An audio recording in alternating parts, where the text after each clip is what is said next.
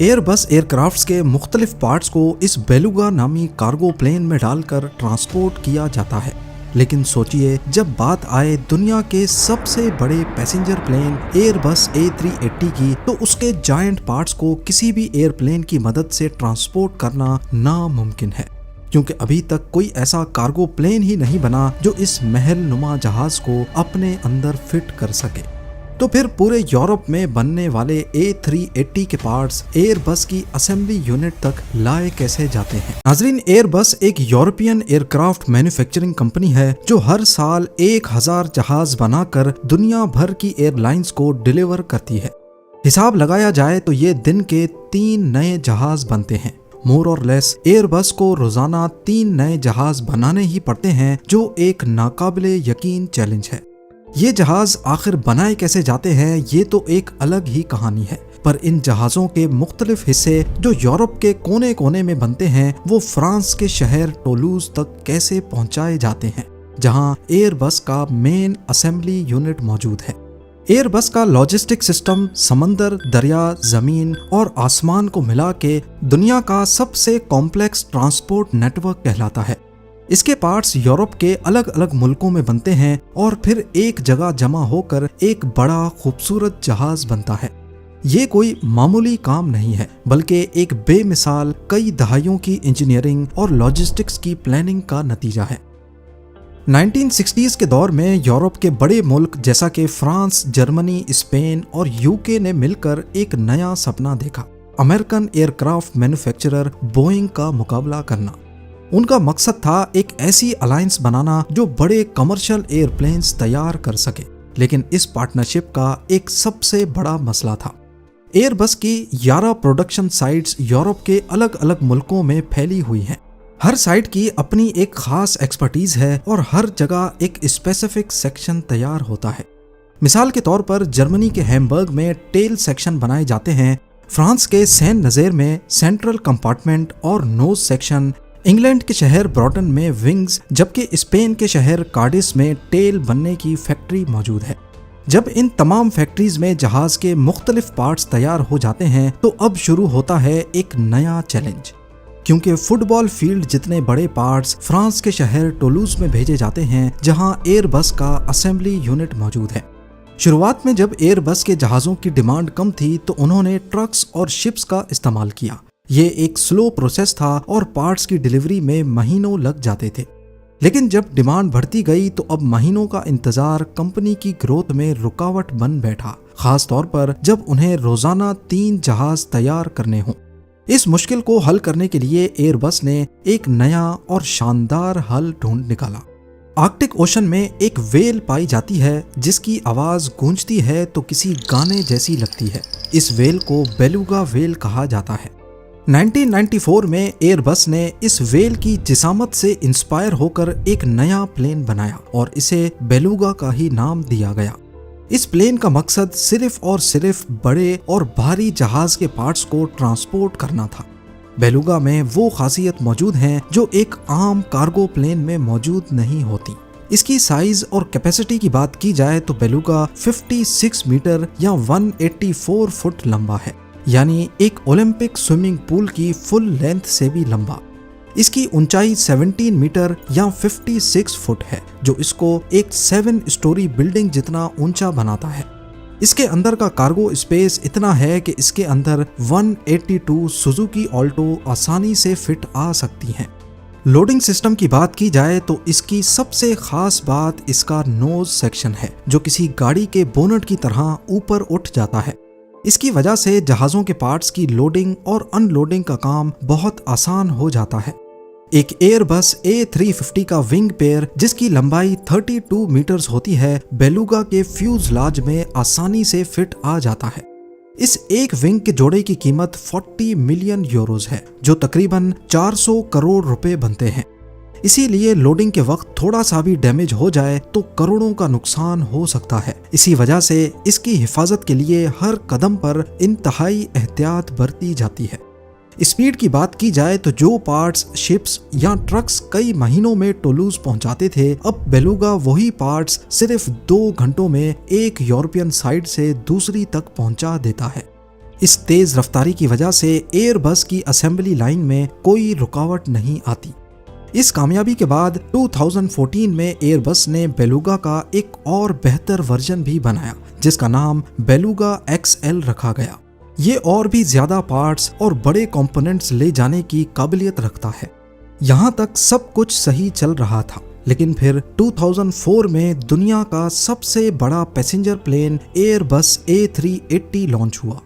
इसका fuselage 8.4 metres ऊंचा और विंग्स की विड्थ फ्यूजलाज के पास 16 मीटर्स तक हो जाती है। अब मसला ये था कि बेलुगा XL जिसके कार्गो कंपार्टमेंट की ऊंचाई 7.5 मीटर्स है, ना तो उसमें एयरबस A380 का फ्यूजलाज फिट आ सकता है और ना ही उसके विंग्स।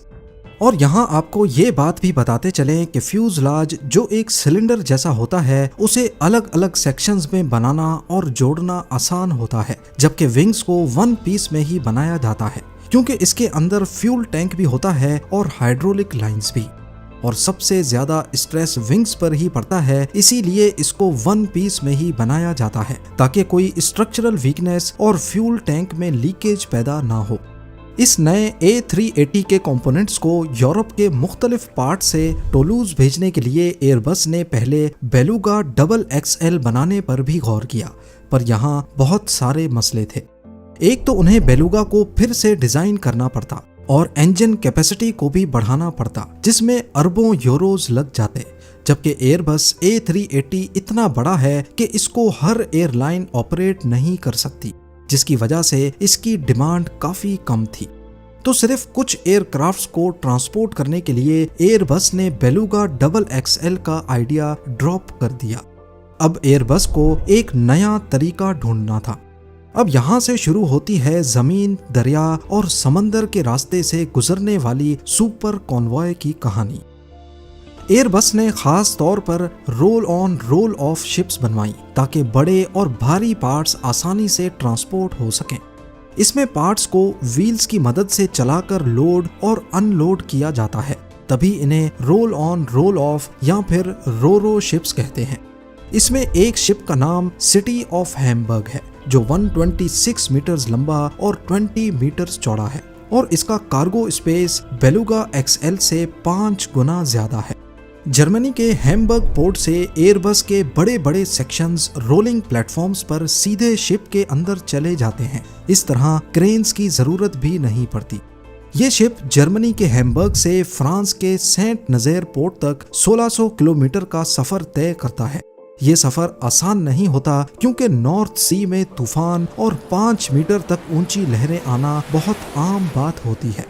और सोचें, अगर समंदर में हिलने की वजह से 400 करोड़ के विंग्स को जर्रा बराबर भी चोट पहुंच जाए तो कंपनी को पूरा विंग ही दोबारा से बनाना पड़ता है। इसलिए शिप के कैप्टन और क्रू हर 4 घंटे के बाद कार्गो की चेन्स चेक करते हैं और एक कैमरा 24/7 कार्गो पर नजर रखता है ताकि किसी किस्म के नुकसान की गुंजाइश ना बचे। फ्रांस के सैन नज़ेर पोर्ट पर पहुंचकर एक स्टॉप ओवर होता है और फिर वहां से पार्ट्स को उतारकर उन्हें खास डिजाइन किए गए बार्जेस पर लोड किया जाता है। ये बार्जेस पार्ट्स को गैरोन रिवर के रास्ते फ्रांस की सिटी बोर्डो तक लेके जाते हैं। और यहीं पर आता है सबसे बड़ा चैलेंज, क्योंकि गैरोन रिवर में पॉन्ट डी पियर ब्रिज मौजूद है जिसकी आर्चेज काफी छोटी हैं। ये 500 मीटर लंबा ब्रिज ईयर 1810 में कंस्ट्रक्ट किया गया था जिसकी आर्चेज एग्जैक्टली एक साइज की नहीं है। इनमें से सिर्फ आर्च नंबर 9 की चौड़ाई 19 मीटर्स है, जहां से बार्जेस गुजर तो सकती हैं लेकिन दोनों तरफ सिर्फ कुछ इंचेस का ही गैप होता है। चौड़ाई का मसला तो हल हो गया, पर आर्चेस की ऊंचाई पानी के लेवल पे डिपेंड करती है।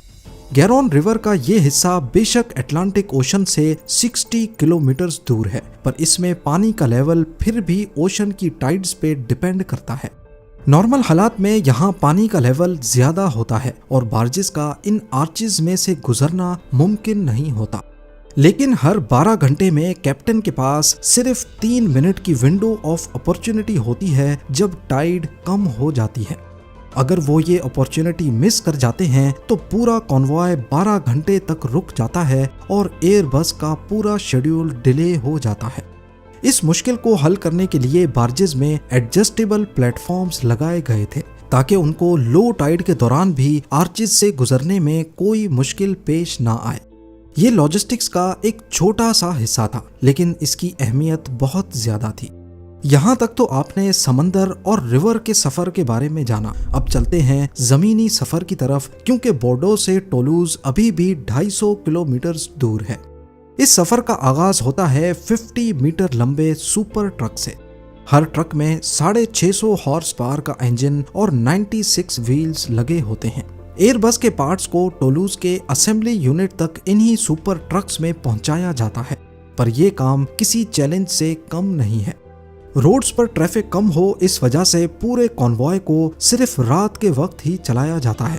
रात के वक्त हाईवेज और शहरों की सड़कों को बंद कर दिया जाता है। 40 लोगों की एक टीम, जिसमें पुलिस, एस्कॉर्ट कार्स और इंजीनियर्स शामिल होते हैं, कॉन्वॉय के साथ होती है। इस कॉन्वॉय का सबसे चैलेंजिंग पार्ट इन्हें छोटे शहरों के राउंड अबाउट्स और तंग कॉर्नर से गुजारने का होता है। एक विंग जो 15 मीटर्स तक ट्रक के पीछे से लटका हुआ हो, वो लैंप पोस्ट्स, दरख्तों और छतों से बस कुछ सेंटीमीटर्स ही दूर होता है। आखिरकार जब ये पार्ट्स टोलूज के असेंबली यूनिट पहुंच जाते हैं, तो यहाँ के हाई टेक सिस्टम्स की बदौलत कुछ ही घंटों के अंदर उन्हें असेंबल कर दिया जाता है। A380 जो दुनिया का सबसे बड़ा पैसेंजर प्लेन है, इसके फ्यूजलाज को जोड़ने के लिए 19,000 से ज्यादा रिवेट्स इस्तेमाल होती हैं और 4,000 से ज्यादा रिवेट्स विंग्स को फ्यूजलाज के साथ जोड़ने में। इंजन्स, इलेक्ट्रॉनिक्स, इंटीरियर्स और पेंट के बाद जहाज अब डिलीवरी के लिए बिल्कुल तैयार हो जाता है। एक A380 को कंप्लीट होने में, यानी इसके मुख्तलिफ पार्ट्स बनने, इनकी ट्रांसपोर्टेशन और असेंबली में तकरीबन 9 महीने लगते हैं। आज तक एयरबस A380 के सिर्फ 251 यूनिट्स ही बनाए गए हैं, क्योंकि इसको ऑपरेट करना भी हर एयरलाइन के बस की बात नहीं। हैरत अंगेज तौर पे इनमें से 50% यूनिट्स अकेले एमिरेट्स एयरलाइन के पास हैं। इस जहाज में 850 पैसेंजर्स एक साथ ट्रेवल कर सकते हैं। इसका टेक ऑफ वेट लगभग 5,75,000 kg है, यानी इतना ही जितना 300 SUV का कंबाइंड वजन होता है। कीमत की बात की जाए तो एक A380 $445 मिलियन का है, जो कि 3,800 करोड़ रुपए बनते हैं। इस कीमत में बोइंग 737 जैसे 5 एयरक्राफ्ट खरीदे जा सकते हैं। अगली बार जब आप किसी एयरबस में ट्रेवल करेंगे, तो यकीनन आपको पता होगा कि ये जहाज किस जोश और लगन के साथ टीम वर्क के जरिए बनाया गया और फिर कैसे इसे खतरों से खेलकर ट्रांसपोर्ट किया गया था। के प्यार भरे कमेंट्स का बेहद शुक्रिया। मिलते हैं अगली शानदार वीडियो में।